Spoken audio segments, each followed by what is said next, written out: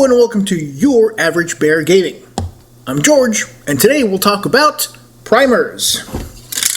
Should you spend the big bucks on this hobby-specific formula? Or do you save some money and buy the stuff you can find at your local hardware store? Let's do a test and find out the answer right now.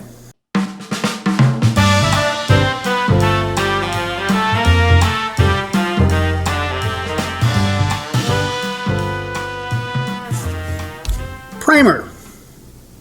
Which of these should you use? Do you spend the big bucks for a hobby-specific formula, or do you just get your kind of run-of-the-mill name brand primer? So far as I can tell, the professional builder community says you could use whatever you want. It doesn't matter.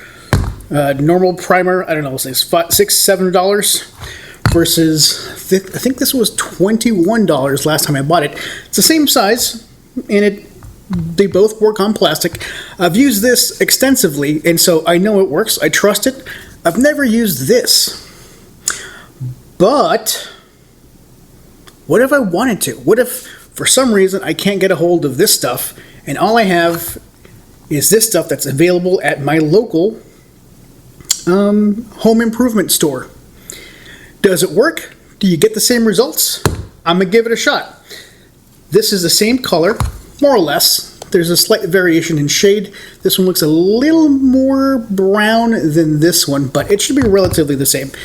This is Rust-Oleum. It works on wood, metal, plastic, and more. Since I'm gonna use these on plastic minis, I'm gonna give this a shot. So, since this is a test, I'm gonna do two models as closely the same as possible. So our standing boy, we'll use Army Painter. Our kneeling boy, we'll use the Rust-Oleum. These are Imperial Guard, they're Astra Militarum troopers for the Wyvern kit that I'm building and magnetizing. I don't know what order these will show up in. I'm thinking this one will be first because it's a shorter video, I think, but we'll see. So, standing boy gets this, kneeling boy gets that. I will hit them with primer and then see how the base coat adheres to the primer. Are there any differences in adhesion? Are there any differences in saturation? Are there any differences in, I don't know, does this one grow a magic, second head? Who knows, right? But at the end of the video, I'll be able to decide and let you know with some confidence that, whether or not these are equivalent or whether or not you should stay away from this guy and spend the big bucks on hobby primer.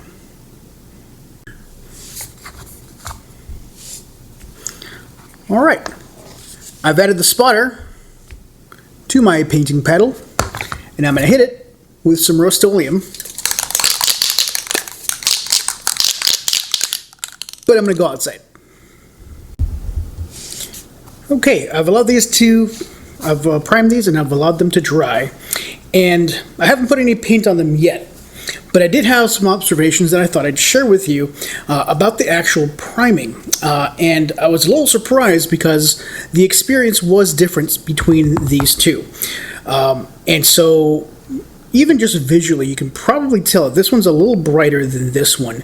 And I think part of it is because they're slightly different shades of the same color. So this is the skeleton bone, this is the almond something. But it looks a lot lighter, and in fact, I don't know if the camera picks this up really well, but this is a lot shinier. This has a satin finish. So it's kind of glossy compared to this guy. You'll notice this looks a little more powdery, and so there is a difference in the result. And unfortunately, I could not find a non-hobby equivalent of this color in matte. The least glossy thing I could find in this color was the satin, and so that's kind of what I'm seeing here. But if you want this kind of bone white color, you're going to have trouble finding it, because I only found it in one variety, the one that I showed you. There was a bunch of other brands, but none of them carried this specific color or anything, kind of like it. I was trying to match it to this color that, I know I can always get for the most part.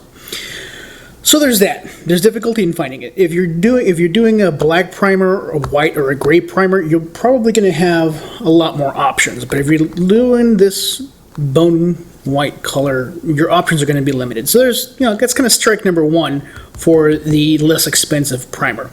Strike number two is this kind of shiny finish. And it's a little sticky to the touch. This is not sticky. Some of the other differences I found when I went to prime this guy, the stream of primer was a lot more concentrated. When I used this Army Painter, and to a lesser extent, I think, Citadel Colors, it's more diffuse. It's almost like this powder going on there and kind of just accidentally landing on the model. And so you actually have to use quite a bit more, and you have to be more deliberate to get primer in all the spots you want it to.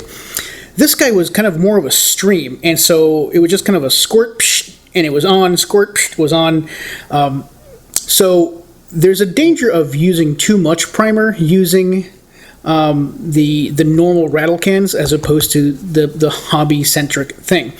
Having said that, there's a powdery finish to the hobby-focused primer that I've never really liked. This doesn't have that powdery finish. So there you are. There's a couple of differences between the two primers. It comes down to the can and nozzle, probably, and the satin finish. So I guess for this round, at least in the application, there's some definite advantages to using the hobby-focused products.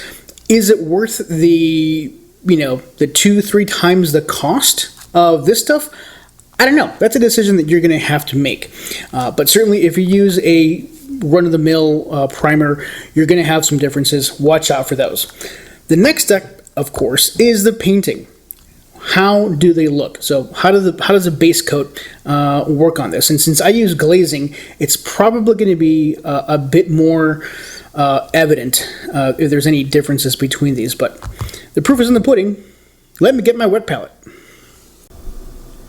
Here's a real test of equivalence between the normal primer and the hobby-specific primer, and that is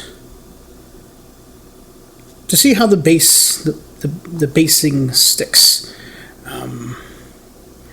And so I'm going to go with the paint scheme I've established from my previous troopers of the Astra Militarum. They're going to have the same kind of uniform, if I can remember what that is. And so let's see here. We're going to start using a glaze. This is the hobby-specific primer, so it shouldn't be any surprise how this works.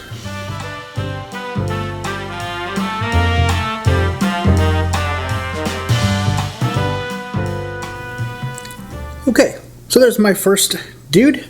Didn't have any surprises, obviously. I've done this a ton of times, so there was nothing really all that different in the painting of this base layer. So I used Dark Stone. It's a color from Army Painter. Here we go. This is the guy, Dark Stone. I used a glaze of this, just a few drops of water just 2 drops of water into like a small pool of the paint, and it has this glaze. My undercoat shows up just fine. I'm going to do the same thing to this guy. This is the model that was primed, and it's still sticky. I don't like that. I was primed with the regular Rust-Oleum rattle can.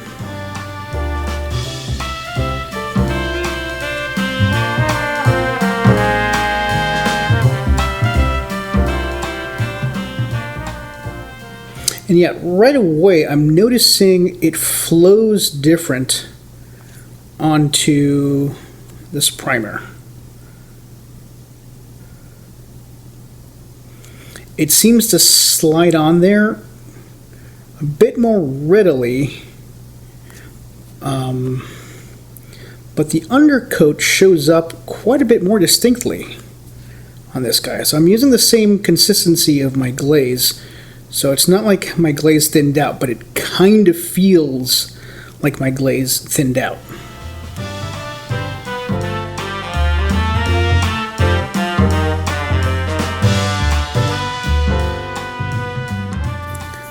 Alright, there's the second guy. Yeah, it was a little weird. I'm not gonna lie. It kind of feels like the paint adheres a little better to the Rust-Oleum compared to this guy, but it covers better here than here. So the primer, the undercoat, kind of shows up more prominently on this model. So, I mean, those are just first impressions. I'm going to let this dry. And also refer back to my old models because I don't remember what color I picked for the tunic, and that's an important part of this process. So, yeah, first impressions, it's absolutely different. Not bad or good necessarily, it's just different. Let's see what happens when they dry. Alright, here are my dudes. They're dry. Well, dry except for that the orders or targeting data, I don't know. I envisioned it kind of like newspaper, so I made it gray, mostly because I wanted to stand out from the other earth tones that are all over this model. Yeah, that's fine. So okay, let me rewind. My overall impression just of the base coat glaze thing. I didn't have any adhesion problems, and it was fine. Like, everything goes on just fine. But I will say, so these both have a single coat of the glaze, and you'll notice how the tunic, for example, it's pretty good coverage. Here, there's a lot of little breaks that where the undercoat shows. This is the kind of the not specifically for hobbying primer. So it looks like the adhesion or the coverage is better for the hobby specific formula than it is for the regular formula. Or maybe it's just a matter of this has a satin finish and this has a matte finish, and so the paint adheres to the matte finish quite a bit better than it does for the satin finish. Now, the argument could be made that, yeah, this is the look that I want, because it looks pretty cool, but this is more consistent. As a matter of fact, this one almost doesn't need a second coat. In fact, I don't think I will add a second coat. I think I'm going to leave it just as it is because it looks good. Let's look at the boots. Kind of the same thing's happening. It's the leather brown boots, and it's pretty good coverage. Again, single coat. Here, there's a lot more variation, which, is kind of why I use glazes anyway. But it's almost too much. There's too much of the undercoat still showing through. So this guy is going to require a second coat for sure. So I'm going to give this guy a second coat of the glaze, and once that's dry, I'll move over to the washes, because the next step for me is after the glaze come the washes. So yeah, that's the next step. But first,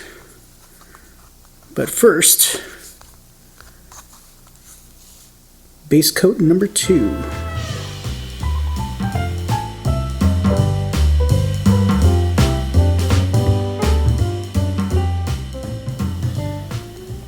Okay, before we continue, I just thought I'd show you what these look like. This guy, same base coat as before, single coat. That's what he looks like. And this guy, double coat glaze. That's what it looks like. So he looks a little closer to this guy. Still not quite the same. It looks like my glaze is acting more like a wash on this primer. Again, not the worst thing in the world, but I don't know if that's something I want to deal with all the time. So there's that. Now, for the next couple of steps, I don't actually anticipate seeing a difference because I'm going to do some washing and I maybe do a little bit of detailing, and that stuff is going to adhere to the base coat. It's not going to adhere to the primer. So I don't anticipate a lot of differences, but I'll show you what it looks like at the very end so you can compare the two at the very end. And if there are any differences while I'm performing the washes, I will absolutely show you what they look like. So, if nothing weird happens between now and then, the next thing you'll see are the finished models. And here are my finished dudes. They look pretty decent. Probably some of the better models that I've done for the Astra Militarum. And this is just the base coat glaze and some washes. No big deal. Very little detail work. There's a couple of the belt buckle. It's hard to see, but the belt buckle has a little bit of detail work. A little bit of detail work on the comms, the helmet. But other than that, it's just glazing and washing, and it looks pretty decent. Not bad for troopers. Now these guys are going to go on a Wyvern, but that's not the point of this video. The point of this video is to see if this guy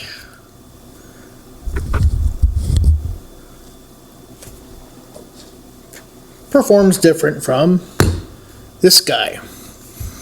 And the short answer is, yeah, sort of. But as you can see, the differences aren't that telling. The same results that I found before apply after I did the washing. So the only real difference is on how the base adheres, the base coat adheres to the primer. And so, yeah, I mean, I think it's safe to use kind of non-hobby specific primer, at least maybe this brand. It does a pretty good job. Your base coat's going to stick. There is a bit of difference in application, and there's a little bit of difference in how the base coat adheres to the primer, but other than that, it's a fairly standard model. I don't think I'd have a problem using this stuff over this stuff. And this stuff is quite a bit cheaper than this stuff. So, there you have it. If you'd thought about using non-hobby specific primer, I think it's a safe thing. If all you've used is the Army Painter or Citadel Color primer, this stuff is okay. It takes a little bit of getting used to, but it's not that big a deal, and it could save you some money if you are so inclined. Maybe what I would do is keep one of these cans around for when you have a bunch of troops to build and paint. And if you have something kind of special, maybe save the good stuff for that. Although even that isn't strictly necessary. So, while there are some differences between the two, I don't know. Let's say the can is $6-7. I'll put the price on here somewhere. And this can was like $20. So let's just call it 3 times. So this can is 3 times more expensive than this can. It's the same volume. Theoretically, you'll get the same number of models based or primed. Is this guy 3 times better than this guy? I don't know that that's the case. So it's a solid argument for going with the cheaper stuff. Having said that, I don't know. I might still go with this, at least for hard to get colors like this. If I'm going to do black, white, gray, I'd be more inclined to go with one of these guys. So there it is. I hope you learned something. I know I certainly did. I would not have given this any thought prior to this little test, and now that I have, I'm much more open to it. Yeah, so maybe I'll save a little bit of cash. Anyway, if you have any questions about this, or if you have any ideas for other things that you'd like to test, put some comments down below. I'll be happy to give it a shot if it's not too crazy or too expensive. So yeah, thank you very much for watching Your Average Bear Gaming. Have a wonderful afternoon, and as always, be nice to yourselves and each other. Peace.